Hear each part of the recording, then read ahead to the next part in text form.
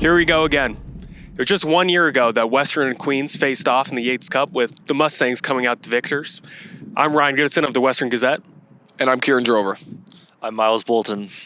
Underneath Coach Greg Marshall's tenure with the team, starting in 2007, the Mustangs and the Gales have met 3 different times in the Yates Cup final, with Western winning 2 of those times. Looking towards this season, Kieran, who's going to be the difference maker in this game?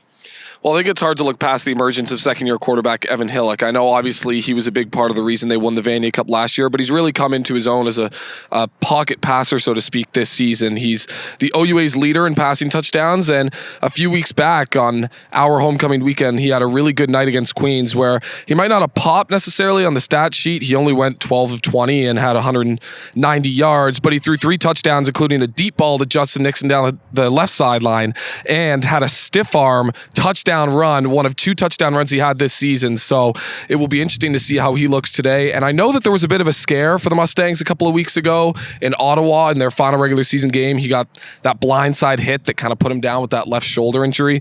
I don't think it's going to affect him a ton today. I know he threw his first interception of the season last week, but he still had a couple of good throws. And again, it's his off arm. So we might not see a stiff arm this week, but I still think we will see him throw the ball a little bit downfield. Of course, when speaking of the Western Mustangs and Greg Marshall, one has to bring up that 2-headed monster in the backfield.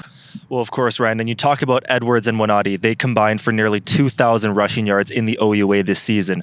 Both of them scored 9 rushing touchdowns each, which is good for second in the entire OUA. They've been absolutely fantastic this season. I was speaking to former running back Trey Hughes this week, and he emphasized the big boys up front. So what's the O-line going to have to do to make sure they get a successful game? Yeah, absolutely. Whether it's the NFL, college football, or even the OUA, sometimes the big boys up front don't get all the credit that they deserve. But I think that whether it's Keon Edwards, Edward Winati, or even Evan Hillock, they'd be the first to tell you that they deserve a lot more credit than they get sometimes. And they're one of the best offensive linemen in the country, including last year's first-team All-Canadian center Elliot Beamer, who has a really good connection with the quarterback Evan Hillock. The Mustangs returned 4 of the 5 starters up front that they had in last year's Yates Cup versus Queens, where they were able to torch the Gales for 238 rushing yards. So they will be a big factor if they're able to get a good push on that defensive line by Queens, who includes Silas Hubert, who is one of the best sack leaders in the OUA this season. And Miles, you spoke about the Western running backs, but obviously what's going on with Queens right now? Well, Ryan, if there's one player standing in between Western and a victory here today, it's Queens running back Anthony Souls. He led the OUA in rushing touchdowns this year with 11, and Queens, as an underdog team, if there's one thing that they can really do to take control of this game, it's to run the ball continuously, and they've got one of the OUA's best to do so. But the Queens offense and Anthony Souls are going to have some tough sledding against this Mustangs defense.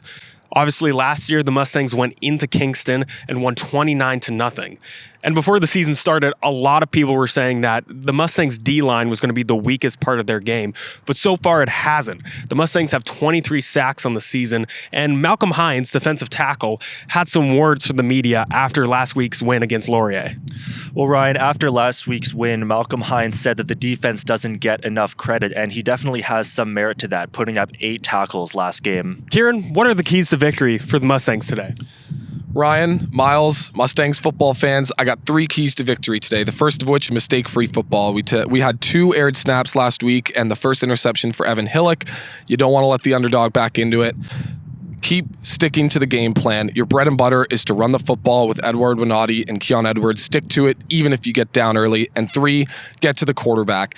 They don't have their starting quarterback today, the Queens Gales. If you can get to him, make him a little nervous in the pocket with Bruce Moss. We talked about Malcolm Hines. That'll be huge for the Mustangs. Signing off from Western Alumni Stadium, Mustangs Country. Let's ride.